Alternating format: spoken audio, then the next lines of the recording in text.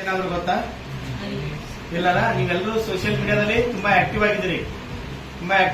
ಯಾರ್ದೋ ಒಬ್ರು ನೀವು ಒಂದು ಫೋಟೋ ತೆಗೆಯುತ್ತೀರ ವಿದೌಟ್ ಅವ್ರ ಪರ್ಮಿಷನ್ ತಗೊಂಡು ಅದು ನೀವು ಸೋಷಿಯಲ್ ಮೀಡಿಯಾದಲ್ಲಿ ಪೋಸ್ಟ್ ಮಾಡ್ತಿಲ್ಲ, ಅದು ಸೈಬರ್ ಕ್ರೈಮ್ ಅಂಡರ್ಲೇ ಬರ್ತದೆ, IT ಆಕ್ಟ್ ಅಲ್ಲೇ ಬರ್ತದೆ. ಅದು ನೀವು ಏನೊಂದು ಫೋಟೋ ತಗೊಂಡಿರ್ತಿಲ್ಲ, ಆ ಫೋಟೋನ ವಿದೌಟ್ ಪರ್ಸನ್ ಪರ್ಮಿಷನ್ ಇಲ್ಲದೆ ನೀವು ಸೋಷಿಯಲ್ ಮೀಡಿಯಾದಲ್ಲಿ ಅದನ್ನು ಶೇರ್ ಮಾಡಿದ್ದ ಅಂತಂದ್ರೆ ಅದು ಪ್ರೈವೇಸಿ ವೈಲೇಷನ್ ಅಂತ ಒಂದು ಆಕ್ಟ್ ಸೆಕ್ಷನ್ ಇದೆ. ಆ ಸೆಕ್ಷನ್ ಪ್ರಕಾರ ಕೇಸ್ ರಿಜಿಸ್ಟರ್ ಆಗುತ್ತೆ. ಸೊ ಅದಕ್ಕೋಸ್ಕರ ನೀವು ಯಾವುದೇ ಒಂದು ಫೋಟೋಗಳನ್ನ ಬೇರೆಯವ್ರ ಫೋಟೋನ ಸೋಷಿಯಲ್ ಮೀಡಿಯಾದಲ್ಲಿ ಶೇರ್ ಮಾಡುವಾಗ ಬಹಳ ಜಾಗರೂಕತೆಯಿಂದ ಮಾಡಬೇಕು. ಒಂದ್ ವೇಳೆ ಅವ್ರಿಗೆ ಅವ್ರ ಪರ್ಮಿಷನ್ ತಗೊಳ್ಳದೆ ನೀವು ಏನಾದ್ರು ಪೋಸ್ಟ್ ಮಾಡಿ ಕಮೆಂಟ್ ಮಾಡಿ ಶೇರ್ ಮಾಡಿದಾದ್ರೆ ನಿಮ್ಮ ಮೇಲೆ ಕಾನೂನು ಕ್ರಮ ಜರುಗಿಸ್ತಾರ. ಸೊ ಅದಕ್ಕೋಸ್ಕರ ಬೇರೆಯವರು ನೀವೇನೋ ಒಂದು ಹುಡುಗಾಟಿಕೆಗೆ ಅಥವಾ ಇನ್ಯಾವುದೋ ಒಂದು ಉದ್ದೇಶಕ್ಕಾಗಿ ನೀವು ಫೋಟೋ ತಗೊಂಡ್ರು ಅದನ್ನ ಸೋಷಿಯಲ್ ಮೀಡಿಯಾದಲ್ಲಿ ಯಾವುದೇ ಕಾರಣಕ್ಕೆ ಅಪ್ಲೋಡ್ ಮಾಡಕ್ ಹೋಗ್ಬೇಡ್ರಿ.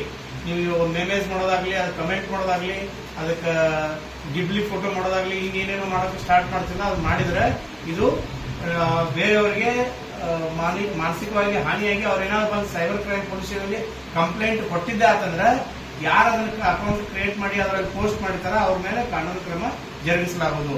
ಸೊ ಅದಕ್ಕೋಸ್ಕರ ನೀವು ಸೋಷಿಯಲ್ ಮೀಡಿಯಾನ ಬಳಸುವಾಗ ಬಹಳ ಜಾಗರೂಕತೆಯಿಂದ ಇರಬೇಕು. ಇವತ್ತಿನ ಮೊದಲನೇ ಸೆಷನ್ ಸ್ಟಾರ್ಟ್ ಮಾಡೋಕ್ಕಿಂತ ಮುಂಚೆ